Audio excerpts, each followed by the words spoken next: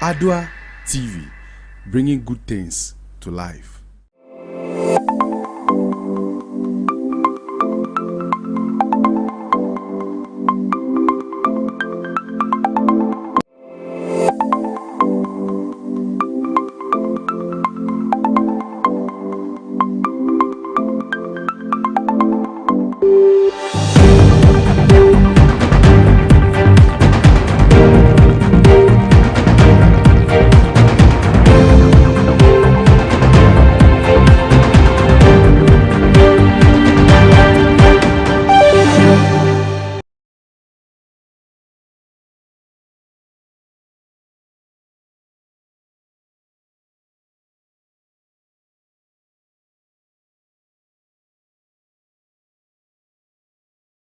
Hello there, it's a big good evening to all who are tuned in to watch the evening news bulletin. I am Anastasia Baddoo, and this evening, these are the top stories.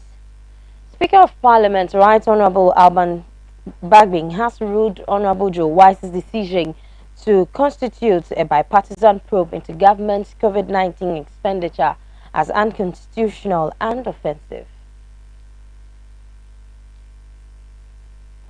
Even though some queues at some re-registration centers have dwindled, it is not the same with the main passport to get your SIM card re-registered, which is the Ghana card. Acquiring this document is now a real problem. Therefore, the NIA has been summoned to face the Parliamentary Communications Committee to explain why it is so.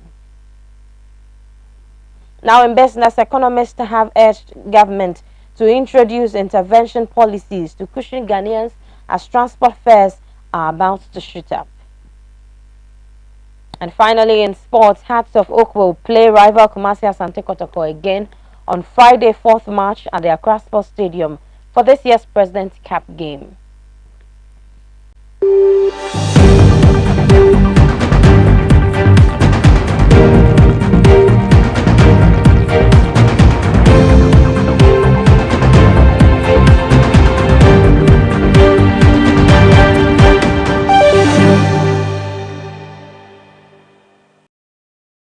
The details of these stories will be coming up shortly in this bulletin. We also have some more in sports, entertainment, and possibly the international front. You're streaming live on Facebook, Adoa TV Ghana, YouTube, Adoa TV GH. You can log on to our website on www.adoanewsonline.com. Now to the principal story for tonight. As transport fares are expected to move up by 15% by Saturday, February 26, 2022, as a result in the rapid surge in petroleum prices, the Vice President, Dr. Mahmoud Bawumia, has expressed worry over the hikes in fuel prices.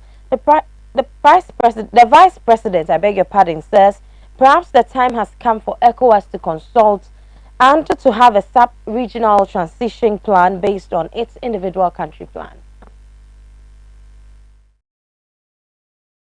It is estimated that the way in which we produce and use energy accounts for more than 80% of the total greenhouse gas emissions.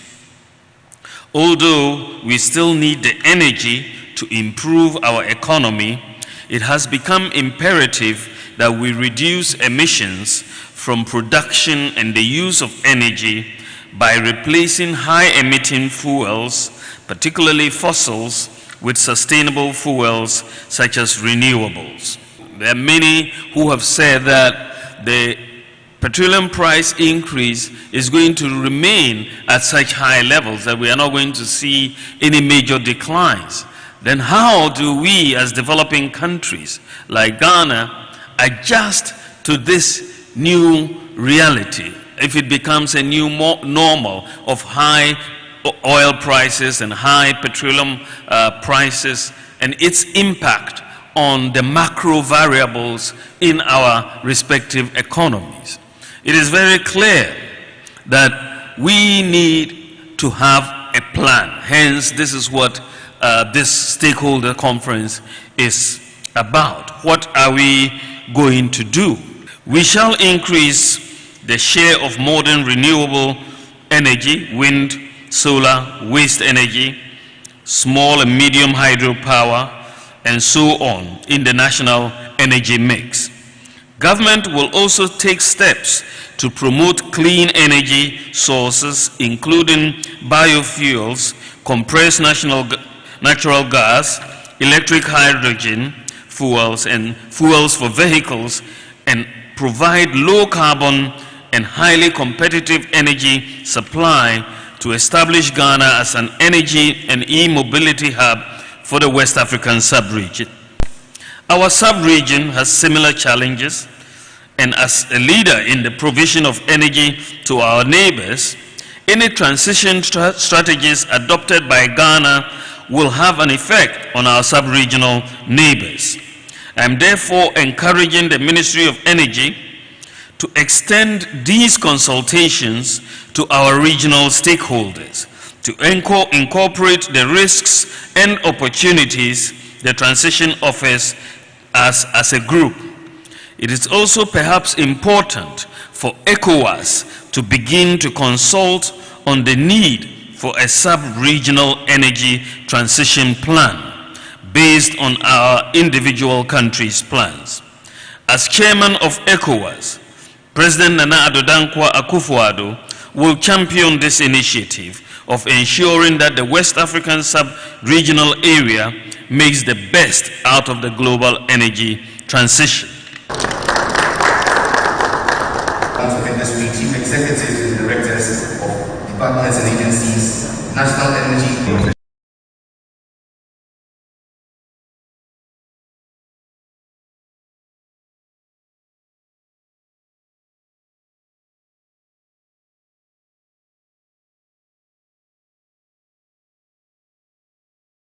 Mr. Shaib has spoken about Skoda's new intervention dubbed the Clean Beach campaign. The intervention, he says, seeks to mobilize coastal community to be involved in environmental cleanliness to maintain clean beaches. The CEO made mention of a pilot circulator trapping which has been installed on the Korle Lagoon to trap and contain floating plastics carried out into the sea. There is an intervention that we are very passionate about, which is the Clean Beach campaign.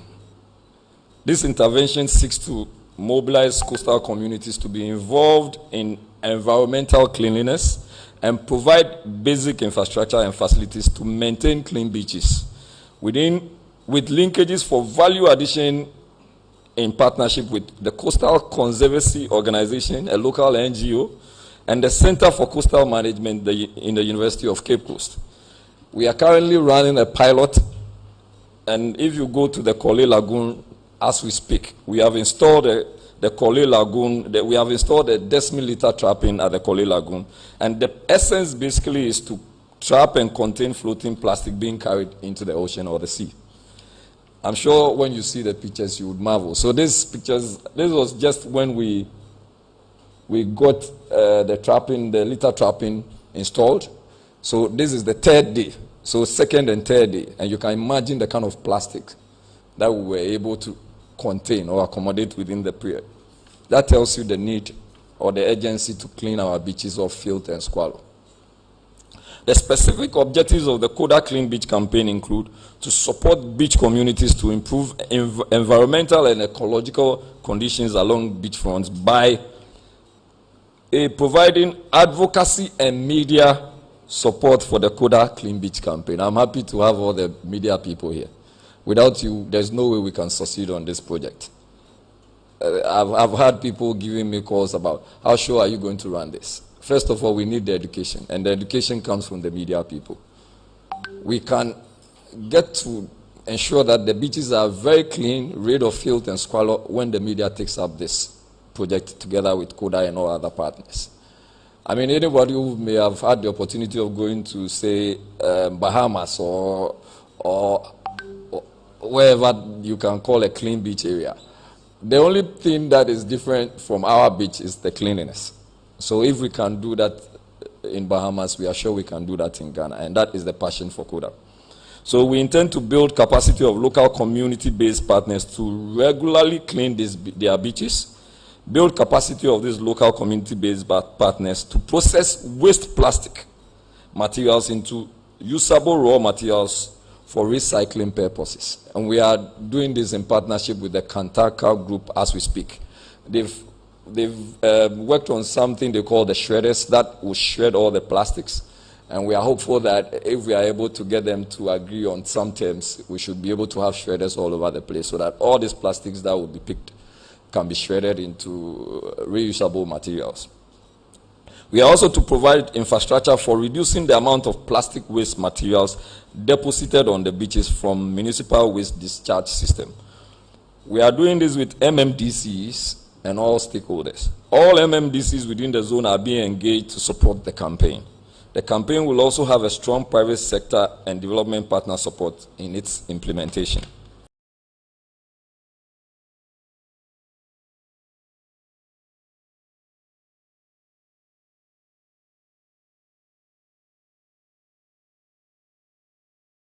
Executive Officer of Coastal Development Authority, KODA, Mr. Jerry Ahmed Shaib, has disclosed the rationale behind the procurement and distribution of outboard motors at a subsidized price. Speaking at a press briefing earlier today, he noted this move is to help alleviate the plight of fishers and empower them to do better. According to Dr. Ahmed Shaib, the impact has been an improvement in income and livelihoods.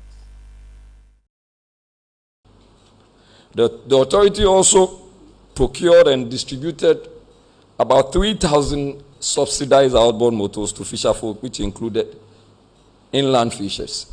Now, outboard motors now sell at around 25,000 Ghana cedis.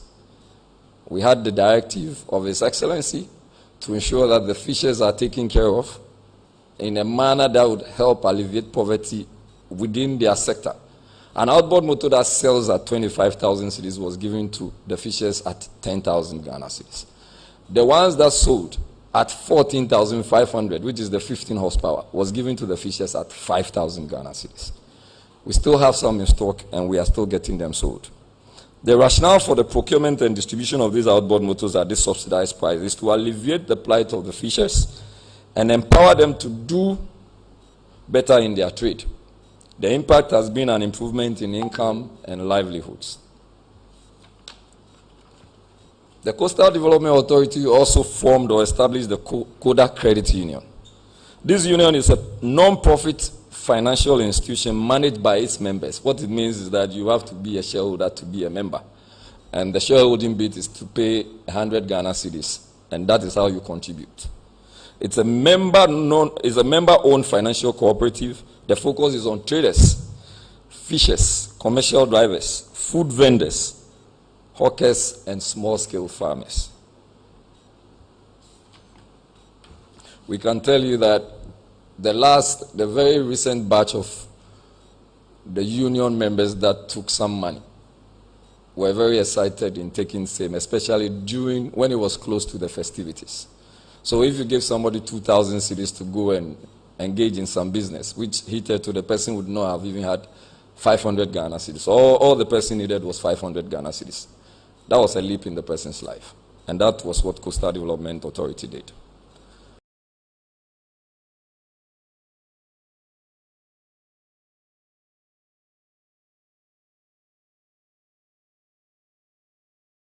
Pronounced by the government of Ghana that all telecommunication companies in Ghana from 1st October 2021 to 31st March 2022 must re-register all their customers with only their Ghana card, or the risk losing their SIM cards has so far been followed. However, most registration centers are no longer densely populated as they used to, even though the set deadline is drawing close. Bossing Emmanuel has filed this report. Calling MTN. Our calls are recorded for quality and training purposes. Dear valued customer, the government of Ghana requires that all customers register their SIMs using the Ghana card only. This exercise commences from the 1st of October and ends on the 31st of March 2022. To begin the process, kindly dial *404# and follow the prompts to link your SIM to your Ghana card. You may then visit any MTN office to have your biometrics captured to complete the process. Government, as part of its digitalization agenda, has instructed all telcos to re-register all their customers using just the Ghana card. This exercise started somewhere in October last year and is expected to end in March of 2022, somewhere 31st March. This exercise, when it began, saw lots of customers trooping into some registration centers just to get their SIM cards re-registered so that they are not disconnected.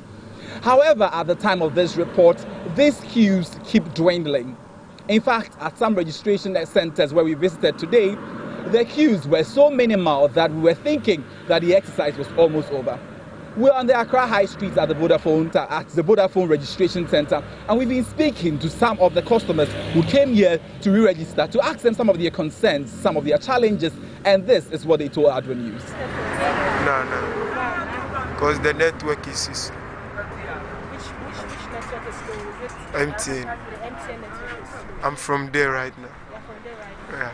Okay, so what are they saying? That you should go or you should come out? Oh, they say you can wait, but me, I don't have time to wait. What do you think is the right thing they should do for you? What do you think is the right thing they should do for you? They should find more people to register, because the office, there's plenty people there. You see, there's plenty people. We are also because of registration.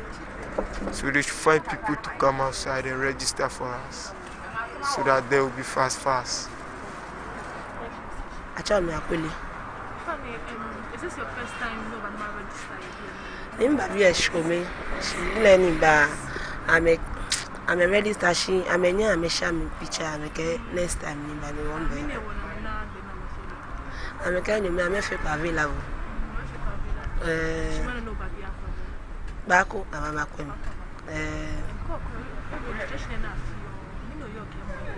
we na kan gbagbo mo na agbagbo mo na wa denji agbagbo mo ka o chumu ko no ba shi no ba fi ni agbagbo mo na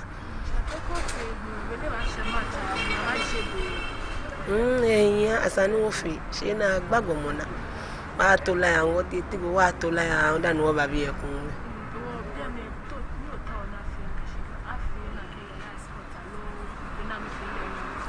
ona gaka afipun asani domo bini aba afi ebi sana ya mam ni mo ni efe ko na anye afian le Obi.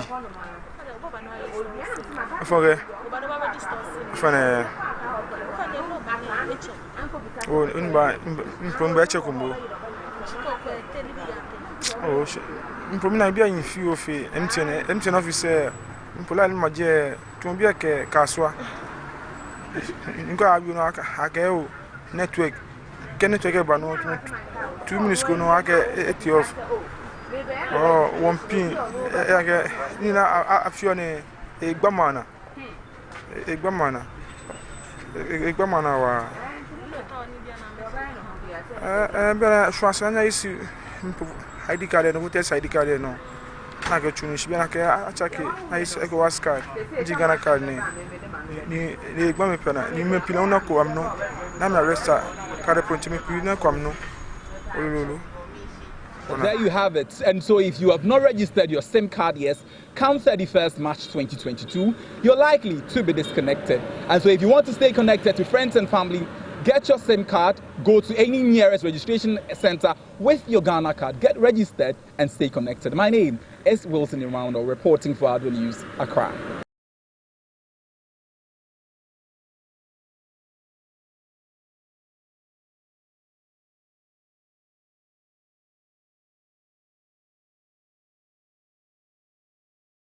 The officer is being treated at the clinic of the High Court complex in Accra after shooting himself in the foot while on escort duty to the Criminal High Court, 5th Division of the High Court. Bloodstains could be traced from the courtroom on the 4th floor of the building down to the clinic on the ground floor. The name of the prison officer is therefore unknown, and it also remains unclear what may have led to the discharge of the officer's firearm, as court officials have cordoned off the incident scene, awaiting the arrival of an investigation team from the ministry's police station. So we'll be speaking to the PRO for the Ghana National Prison Service.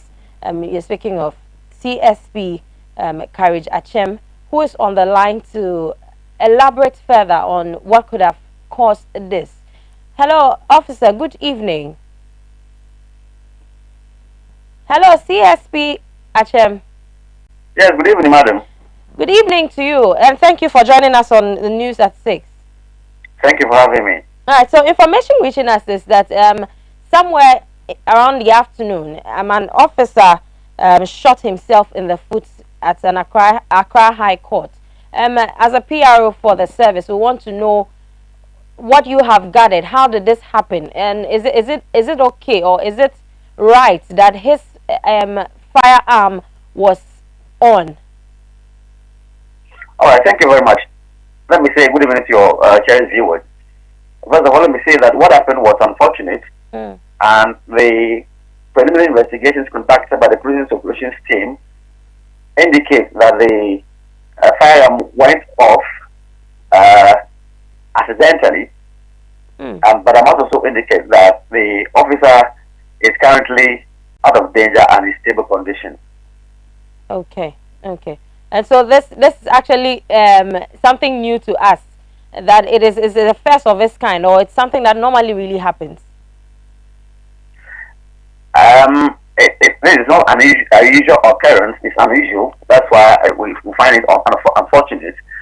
And as I said, it is just the preliminary investigations conducted by the police operations team, but the ballistic unit of the police service that is closed with the right powers and expertise to conduct investigations in such matters will be doing their work, which will bring to the fore the actual the exact things that happened. And so I would want to leave whatever it is to them until that investigation is conducted.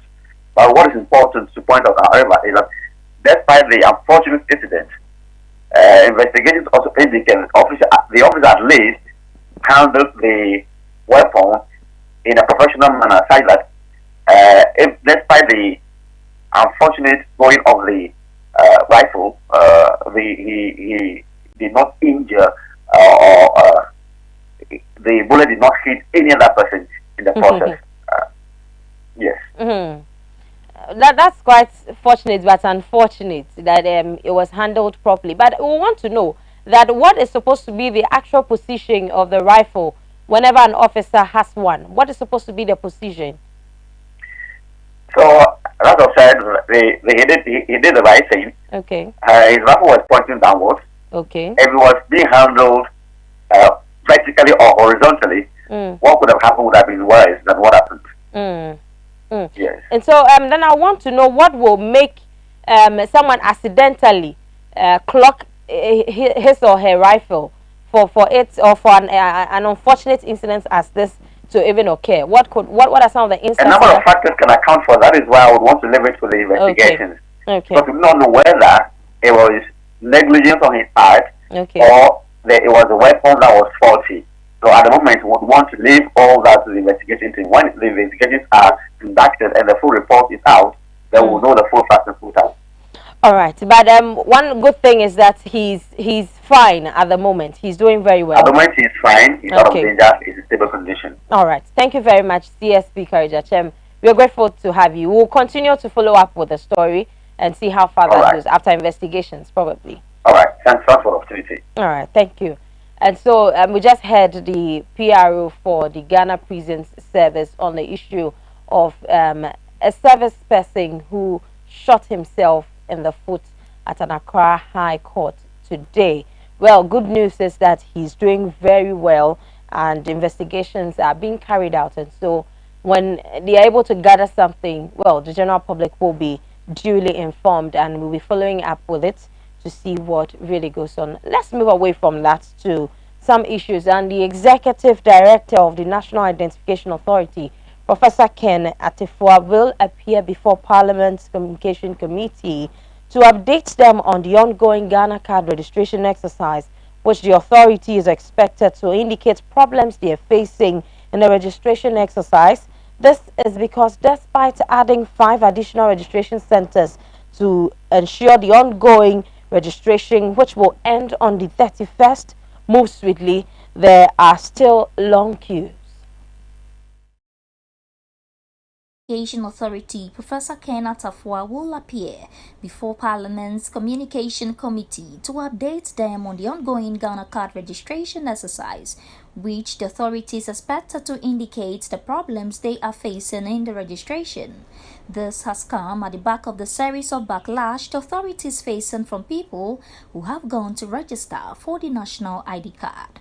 Prior to Wednesday's meeting, Deputy Ranking Member on the committee, Sam George, revealed that the minority would push for the extension of the registration date since a section of Ghanaians are yet to register.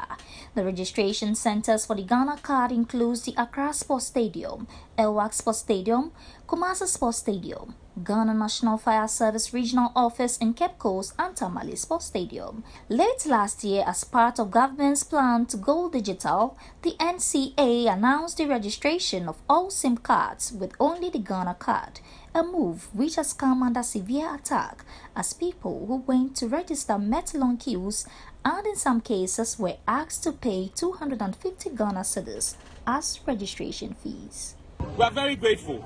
We've heard your complaints, and like my ranking member has said, we will carry all of your suggestions, your complaints. I mean, the issues that people are raising here are very serious issues. That if you pay 20 Ghana cedis, they will help you jump the queue. Or that if you pay 2.5 million, then you are treated better than another Ghanaian. These are issues that we need to raise, because 2.5 million is somebody's whole monthly salary.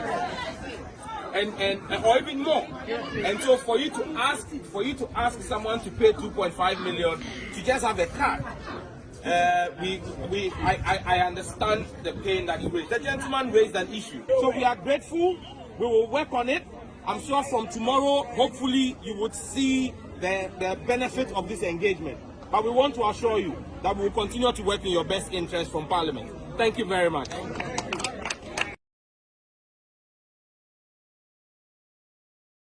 The Minister for Lands and Natural Resources, Honorable Samuel Abdullahi Chinapor, has assured the people of Apieti that the green and sustainable community promised by government will be built on equity, fairness and justice. The minister declared this when he again paid a working visit to Apieti together with the Reconstruction Committee on Monday, 21st February 2022.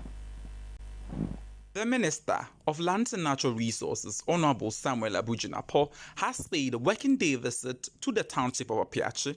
The visit was to, among other things, check up on the well-being of the people of Apiachi, update them on government's roadmap to restore the township, and also make arrangements for the temporary inhabitants of the people of Apiachi. He witnessed for himself some temporary structures embarked to house the displaced people of Apiachi before the rain set in. Speaking at the Deba, Honorable Samuel Abujinapo disclosed that some uncompleted structures originally being constructed by FGR, a private mining company based in the region, to resettle the Dumasi township will be completed and finished to temporarily house the people of Apiachi before the rain set in. He said, these tents cannot protect you from the rains, so in the interim, we have agreed with FDR to have you move into their building while we settle on plans to begin with the third phase, and that is to rebuild the community itself. Honorable Jinapo assured the people that work at these uncompleted structures will begin as soon as possible with roofing, fixing of doors and windows, adding that all the monies accumulated from the Apiachi Support Fund will be put to judicious use while ensuring transparency and accountability. We will ensure that all these monies being donated into the fund are put to judicious use.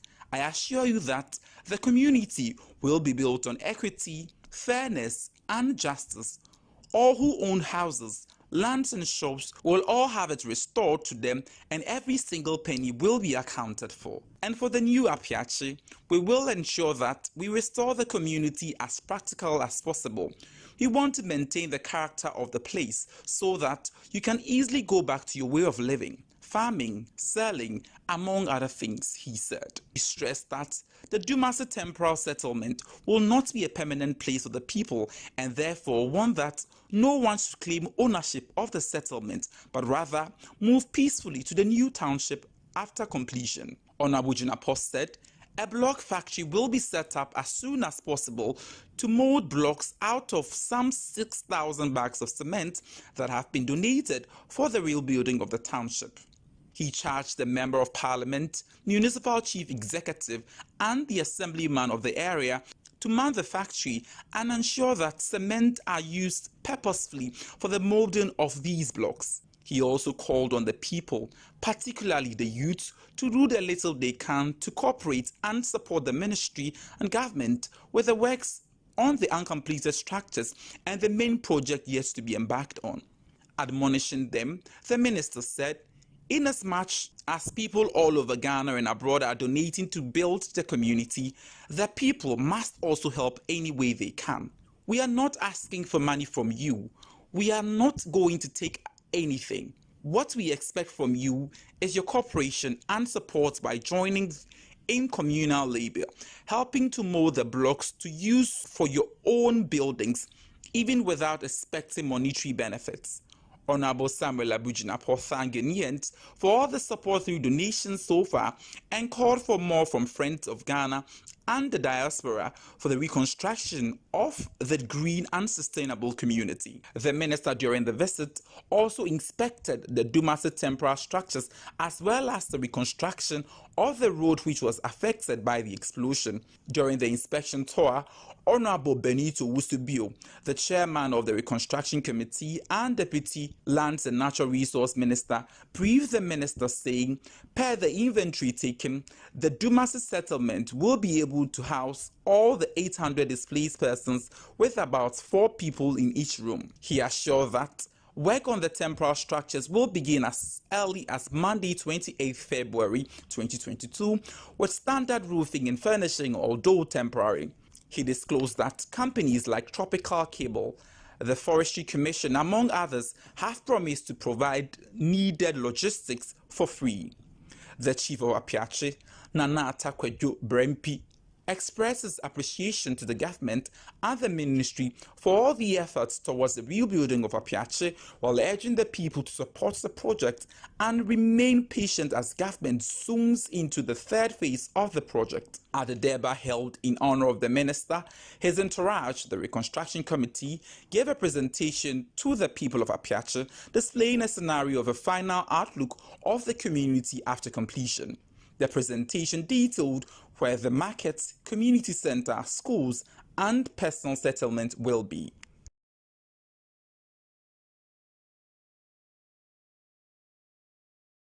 Ghana's parliament has been experiencing some very interesting moments, and with that mentioned, Speaker Alban Bagbing has once again bemoaned the performance of parliamentarians, indicating that all other members of the rule of the state, chiefs, among others, that he does nation business with, are not happy with the performance of parliamentarians. According to the Speaker, the House is a chamber for serious business and not for jokes. He charged that the House ups its game. When the Speaker is talking, members are also talking. Speakers are heard in silence for good reason. And as I read this formal statement, you come to understand why I have said what I have said.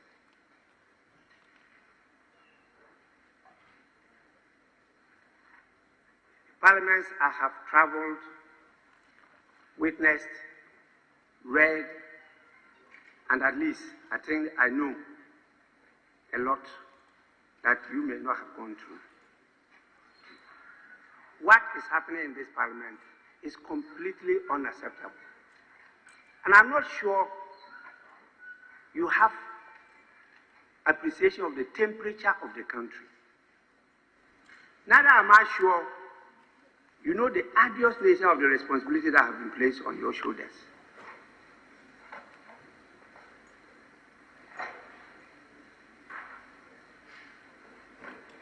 You are all mature adults.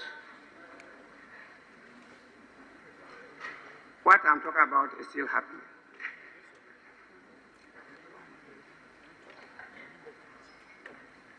The Marshal Department, get ready. I'll be compelled to get a marshal to get people arrested and sent out. You are saying A. Parliament is not a place for joking. It's a place for business, serious national business. The parliament we are in has never been in Ghana, even Gold Coast. This is a different type of parliament. We must be prepared to change, to accept the decision of the people and work together. You make me sick.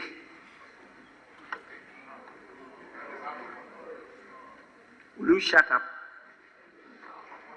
You rule out of order in the House.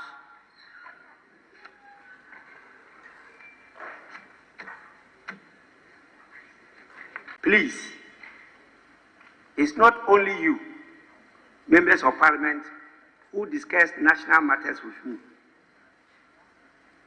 Your ministers, your presidents, traditional leaders, and the rest, we do them together. I can tell you that the country is not happy with our performance. We have to up our game.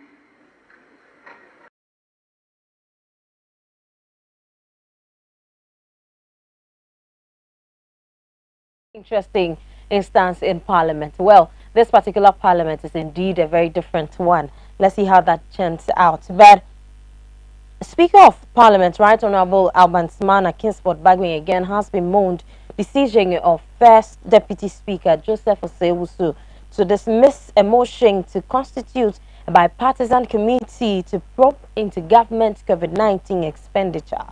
Making a statement on the floor of Parliament today, Wednesday, February 23, 2022, Speaker Bagwin described the recent happenings, which he refers to as First Deputy Speaker's penchant to overturn his rulings, as unconstitutional, illegal, and offensive. Have occasioned the need to make this statement and provide clarity and some perspective on some of the issues raised on the floor yesterday. As you may recall, the Honourable Member of Parliament for the Adjuma Enyam Essiem constituency, Honourable Kesel Atu Forsen Ban, the ranking member of the Committee on Finance, moved a motion, which motion was for the House to constitute a bipartisan committee to look into the activities of the government with respect to COVID-19 expenditure. I must note that this motion was submitted to me, and I admitted saying, within the context of Order 79.4 of the Standing Orders of the House, Order 79.4 of the Standing Orders of the House, when the Honourable Atu Forsen was on his feet in an attempt to table the motion, the Deputy Majority Leader, Honourable Alexander Kwamina Afijo-Makin, rose to make a preliminary objection to the tabling of the motion. It was at this juncture that I asked him to suspend his objection, wait for the motion to be tabled, and then he may proceed to submit his objection. In this vein, a motion tabled and not seconded will be struck out, and it will not enter the votes and proceedings of the House. Once a motion is tabled and seconded, it ought to be debated by the House, and the motion may not be withdrawn except with the leave of the House. With this understanding, I ruled that it would not be correct to consider an objection to the motion at the point the motion is being moved or tabled, because before the motion has been tabled, nothing is before the House. It would therefore also be inappropriate to consider an objection to a motion at that point. That was the spirit of my ruling, wherein I asked the Deputy Majority Leader to suspend his objection and raise it after the motion has been tabled. I was very clear on this. When I was handing over to the First Deputy Speaker, that was the message you saw me transmitting to him. The penchant of the First Deputy Speaker to overrule my rulings is, to say the least, unconstitutional, illegal, and offensive. Be that as it may, I shall not be taking any steps to overrule the decision of the First Deputy Speaker to dismiss the motion as moved by the Honourable Ranking Member of the Finance Committee.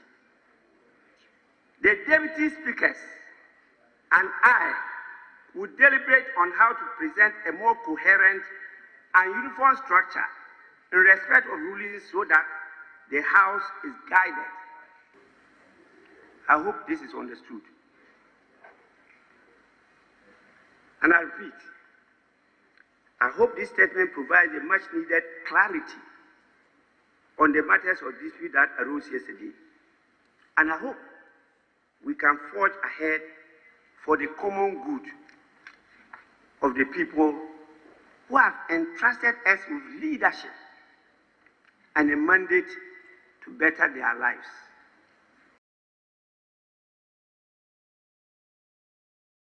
On the note of unconstitutionalism and offensive words, we'll go for a quick break. We'll come back with some more in business. Do stay with us.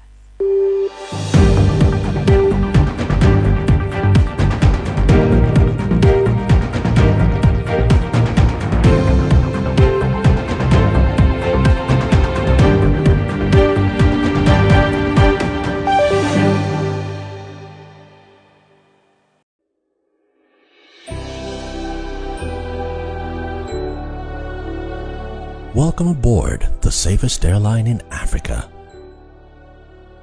With industry-leading safety measures to protect your well-being. The first in Africa to earn a diamond standard of safety. Offering a more contactless, safe, and seamless experience. Delivered with a smile by Africa's first fully vaccinated crew. Creating special memories that bring the joy back to flying, so you can continue making memories with your loved ones. Book your flight with Rwandair today. Rwandair, the safest airline in Africa. Rwandair, fly the dream of Africa.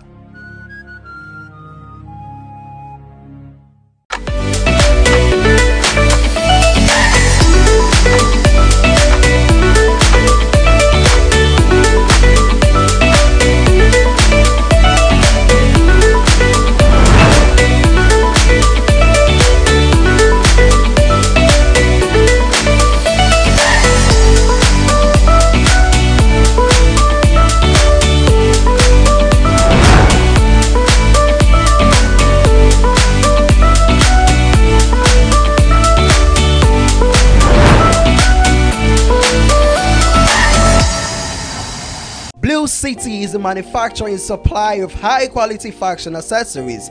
We design and make quality bow ties, flying ties, lapel pins, ladies' brooches, fabric necklaces, African wares, and so much more for your weddings, schools, institutions, bands, choir, singing groups, individuals, and so many more. We use both African prints and foreign fabrics to make your beautiful accessories for you. Oh yeah! Contact us via call or WhatsApp or SMS on 0240 926 564. Locate us at Odoko Official Town opposite Emils Preparatory School. Check us out on social media, Facebook and Instagram at Blue City Fashion. Blue City, creativity and style. So at Sonotech, we always pride ourselves on being a patient-centered facility. And so we always go the extra mile to put a smile on the faces of our patients. And we don't just wait for them to be unwell to come to us, but we always strive to ensure that our patients are always in good health. So the month of February is the month of love. And how best can we express our love than to give to our clients? So what we are doing this month of February is to give a 20% discount on all our health packages. Yes, all our health packages. So for our health packages, we have our life packages, and then we have the bronze, the silver, and then the gold packages. So if you walk in from the 1st February to the end of February, you get 20% discount on all our health packages. And we are introducing a very special package for couples as well. We realize that especially the premarital couples, sometimes because of the excitement of getting married and all that, we discuss everything and always forget about our health. So we've come together with a very nice health package for couples, and it's discounted at 30%. So that's the couples package, and we encourage our clients to take advantage of this special package as we go through the month of February. This is our way of saying that we love our clients. This is our way of giving back. This is our way of putting smiles on the faces of our clients. In addition to this, you can also walk in and pay for a loved one. I know 14th is Vows Day. As we think of giving gifts to our clients or to our friends, to our loved ones, let's consider buying a healthcare package at Sonotop for the ones that we love. And on 14th February, we promise all our clients to experience something very extraordinary at Sonotech. Once you come for any service with us, any of our branches, West Hills, Osu, and Tema, you will leave with a special gift. And you can trust us when we say you leave with a special gift. So we wish all of you the best. Let's enjoy the period of love. Let's enjoy the health packages that Sonotech has for us. And as we always say, we are your total healthcare partner for life.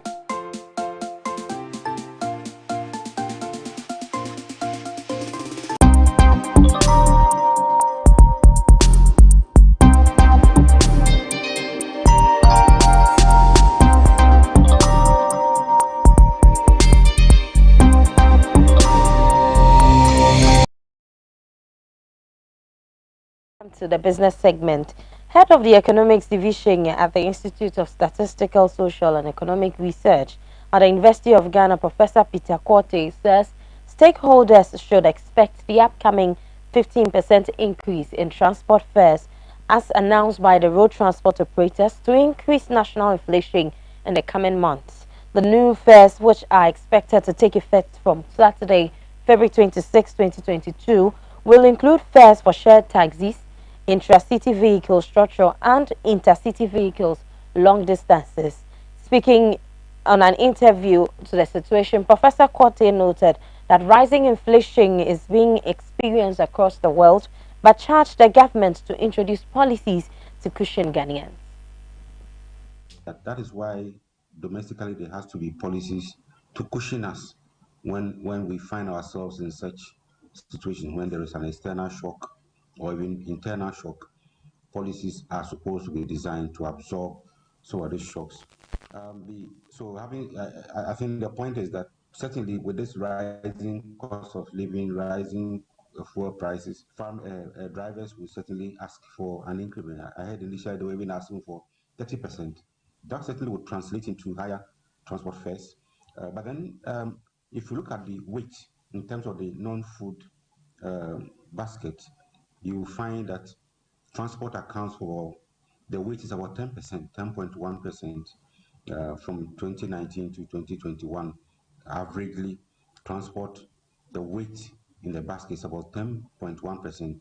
So that tells you what it can do to slightly affect other things, because transport for food item, transport for people to go to work and other things, but it won't be a major shakeup in the rate of inflation come next month. I mean, it will lead to some inflation, but I don't think it will lead to an equal amount or an equal value of inflation in the coming months.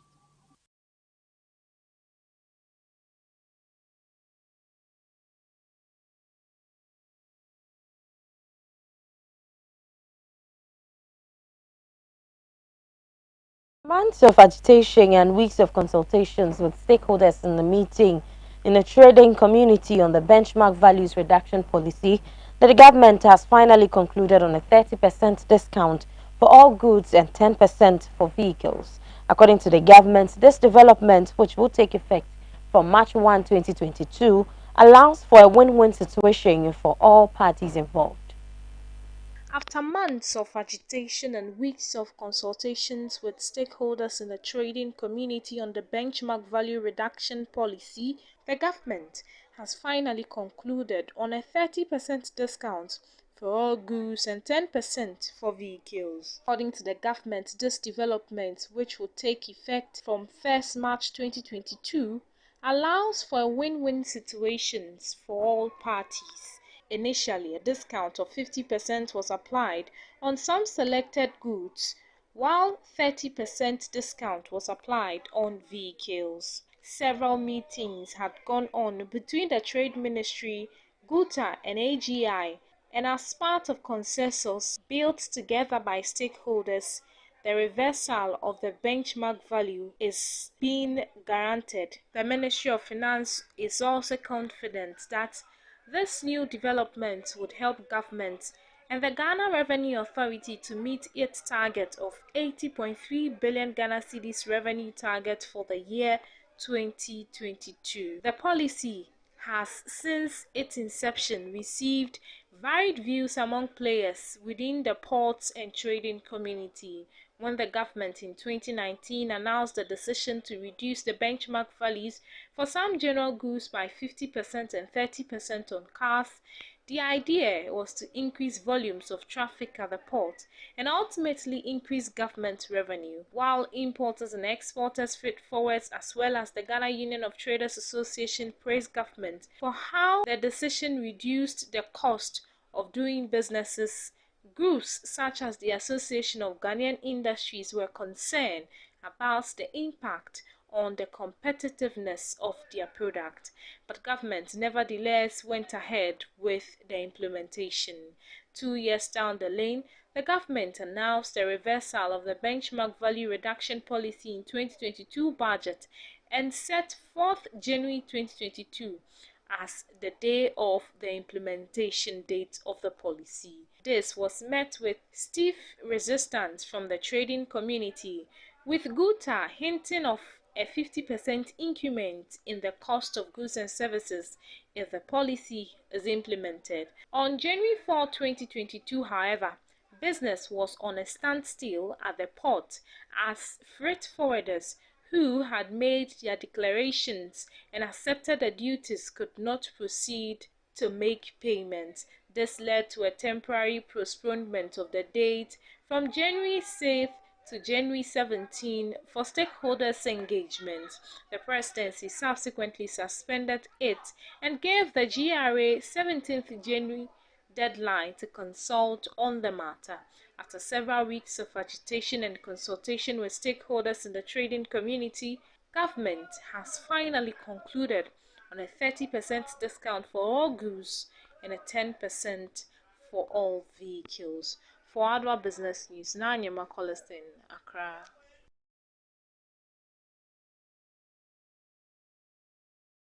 Find more business news on our website, adoanewsonline.com. I am Anastasia Baddoo.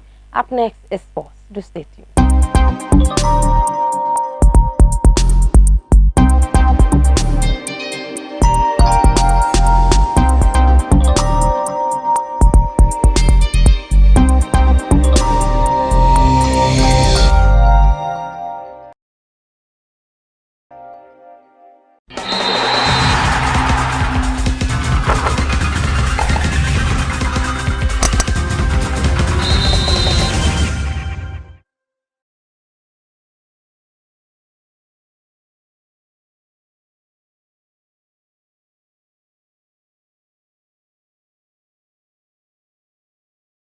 In sports, the Ghana national deaf rugby team in Kumasi, the Ashanti region, has held some training sessions with the national coaches of the Ghana Rugby Federation at the Babayara Sports Stadium in Kumasi. The team will play a series of international friendly matches with the Walesk counterpart in April as preparations towards the World Deaf Rugby Championship in Argentina has started camping in the Ashanti region.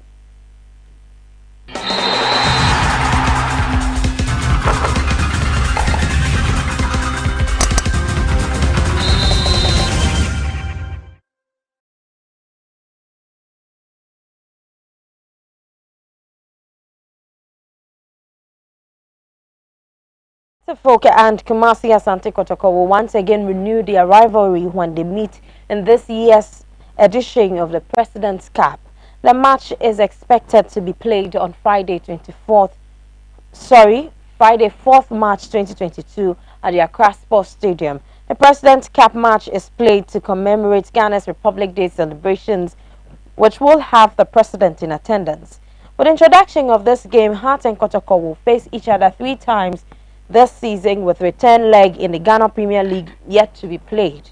Hearts of Oak and Kotoko over the weekend played a goalless draw game at the Accra Sports Stadium in an outstanding Ghana Premier League Match Day 7 fixture.